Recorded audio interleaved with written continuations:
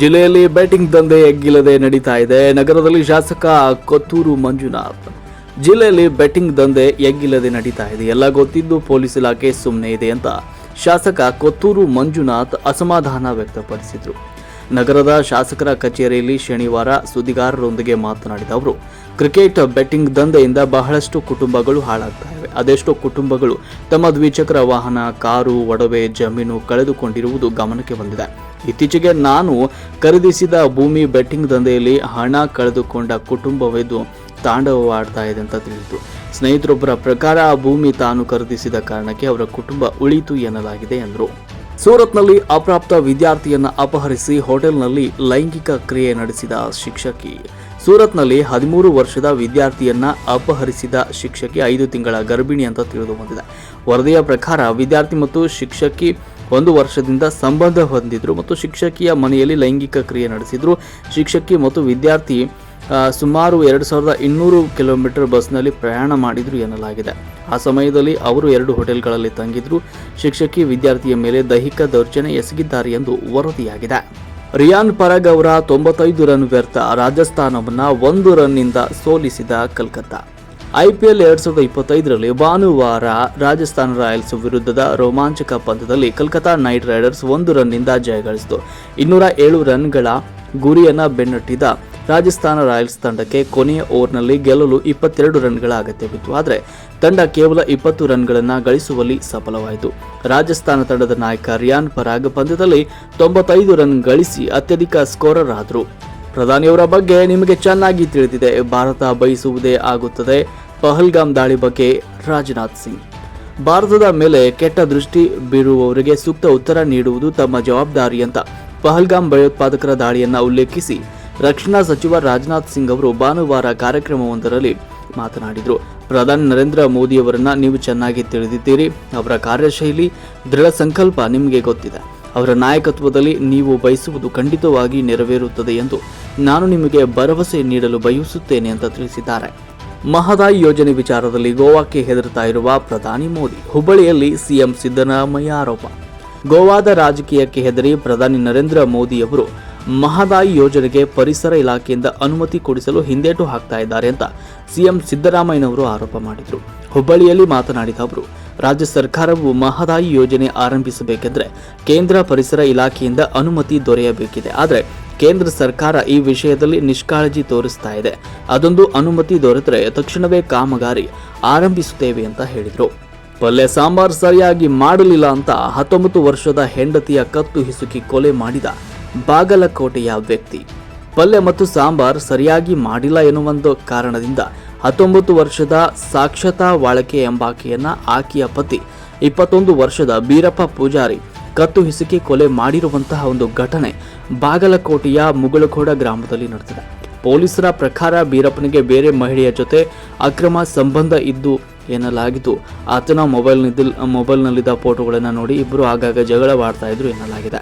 ಇಬ್ಬರು ಹೈಸ್ಕೂಲ್ ಓದುವಾಗಲೇ ಪ್ರೀತಿಸಿದ್ದು ಕಳೆದ ವರ್ಷ ಮದುವೆಯಾಗಿದ್ರು ಎನ್ನಲಾಗಿದೆ. ಬೆಂಗಳೂರಲ್ಲಿ ಸಾರಿಗೆ ಬಸ್ ಆಟೋ ನಡುವೆ ಅಪಘಾತವಾಗಿ ಒಂದೇ ಕುಟುಂಬದ 3 ಮೃತ್ಯು. ಕೆಎಸ್ಆರ್ಟಿಸಿ ಬಸ್ ಮತ್ತು ಆಟೋ ರಿಕ್ಷಾ ನಡುವೆ ಅಪಘಾತವಾಗಿ ಒಂದೇ ಕುಟುಂಬದ 3 ಮೃತಪಟ್ಟು 3 ಗಾಯಗೊಂಡಿರುವ ಘಟನೆ ಬೆಂಗಳೂರು ಗ್ರಾಮಾಂತರ ಜಿಲ್ಲೆಯ ನೆಲಮಂಗಲದ ಮಲ್ಲರ ಬಾಣವಾಡಿ ಬಳಿ ನಡೆದಿದೆ. ಆಟೋ ಚಾಲಕ 40 ವರ್ಷದ ಶ್ರೀನಿವಾಸ್, 55 ವರ್ಷದ ಪುಟ್ಟಮ್ಮ, ಅವರ ಮಗಳು 13 ವರ್ಷದ ವರ್ಷಿಣಿ ಮೃತರಾಗಿದ್ದಾರೆ. ಸಂಬಂಧಿಕರ ಮನೆಯಲ್ಲಿ ಈ ಕಾರ್ಯಕ್ರಮ ಮುಗಿಸಿ ಒಂದೇ ಕುಟುಂಬದ 6 ಜನರು ಆಟೋದಲ್ಲಿ ವಾಪಸ್ ಆಗ್ತಾ ಇದ್ದ ವೇಳೆ ಅಪಘಾತ ಸಂಭವಿಸಿದೆ. ಬೆಂಗಳೂರಿನಿಂದ ಹೊರನಾಡಿಗೆ ತೆರಳುತ್ತಾ ಇದ್ದ ಬಸ್ ಆಟೋಗೆ ಡಿಕ್ಕಿಯಾಗಿದೆ ಎನ್ನಲಾಗಿದೆ.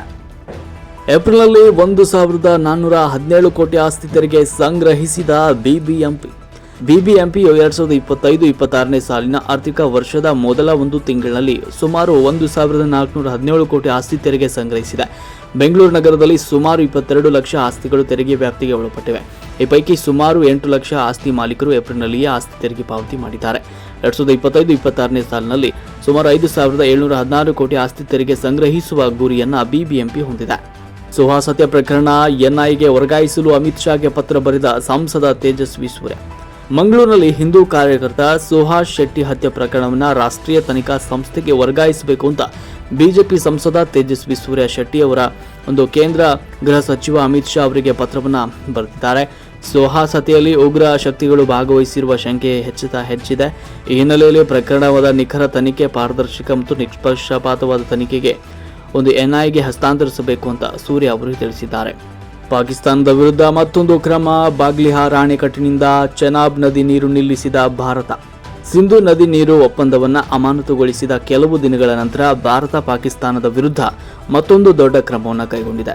ವರದಿಗಳ ಪ್ರಕಾರ ಭಾರತವು ಚೆನಾಬ್ ನದಿಯ ಬಾಗ್ಲಿಹಾರ್ ಅಣೆಕಟ್ಟಿನಿಂದ ಪಾಕಿಸ್ತಾನಕ್ಕೆ ನೀರು ಹರಿಸುವುದನ್ನು ನಿಲ್ಲಿಸಿದೆ ಮತ್ತು ಜೀಲಂ ನದಿಯ ಕಿಶನ್ ಗಂಗಾ ಅಣೆಕಟ್ಟಿನಲ್ಲೂ ಕೂಡ ಇದೇ ರೀತಿಯ ಕ್ರಮ ಕೈಗೊಳ್ಳಲು ಭಾರತ ಸರ್ಕಾರ ಯೋಜಿಸ್ತಾ ಇದೆ.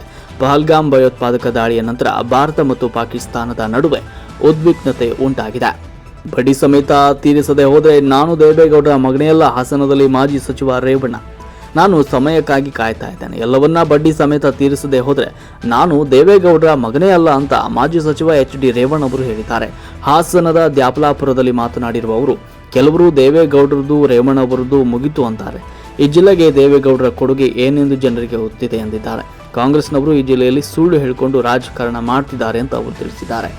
ದೇವನಹಳ್ಳಿಯಲ್ಲಿ ತನಗಿಂತ 2 ವರ್ಷದ ದೊಡ್ಡವಳನ್ನ ಪ್ರೀತಿ ಮಾಡ್ತಾ ಇದ್ದ ಯುವಕನನ್ನ ಅಪಹರಿಸಿ ಕೊಲೆಗೈದ ಆರೋಪ. ತನಗಿಂತ 2 ವರ್ಷ ದೊಡ್ಡವಳನ್ನ ಪ್ರೀತಿ ಮಾಡ್ತಾ ಇದ್ದ ಯುವಕನನ್ನ ಅಪಹರಿಸಿ ಯುವತಿಯ ಸಂಬಂಧಿಕರು ಹತ್ಯೆ ಮಾಡಿರುವ ಆರೋಪವೊಂದು ಕೇಳಿಬಂದಿದೆ. ಬೆಂಗಳೂರು ಗ್ರಾಮಾಂತರ ಜಿಲ್ಲೆಯ ದೇವನಹಳ್ಳಿ ತಾಲೂಕಿನಲ್ಲಿ ನೀರುಗುಂಟೆಪಾಳ್ಯದ ಪ್ರೀತಮ್ ಕೊಲೆಯಾದ ದುರ್ದೈವಿಯಾಗಿದ್ದು, ಈ ಮೊದಲು ಯುವಕನಿಗೆ ಯುವತಿ ಸಂಬಂಧಿಕರು ಎಚ್ಚರಿಕೆ ನೀಡಿದ್ರು ಎನ್ನಲಾಗಿದೆ. ಯುವತಿ ಚಿಕ್ಕಮ್ಮನ ಮಗ ಶ್ರೀಕಾಂತ್ ಮತ್ತು ಸಹಚರರು ಯುವಕನನ್ನು ಅಪಹರಿಸಿ ಹಲ್ಲೆ ನಡೆಸಿ ಕೊಲೆ ಮಾಡಿದ್ದಾರೆ ಎನ್ನುವಂಥ ಆರೋಪವನ್ನು ಯುವಕನ ಪೋಷಕರು ಮಾಡಿದ್ದಾರೆ. ಮಧ್ಯಪ್ರದೇಶದಲ್ಲಿ ಬಿರುಗಾಳಿಗೆ ಮುರಿದು ಬಿದ್ದ ಮೊಬೈಲ್ ಟವರ್ ವಿಡಿಯೋ ಬೆಳಕಿಗೆ.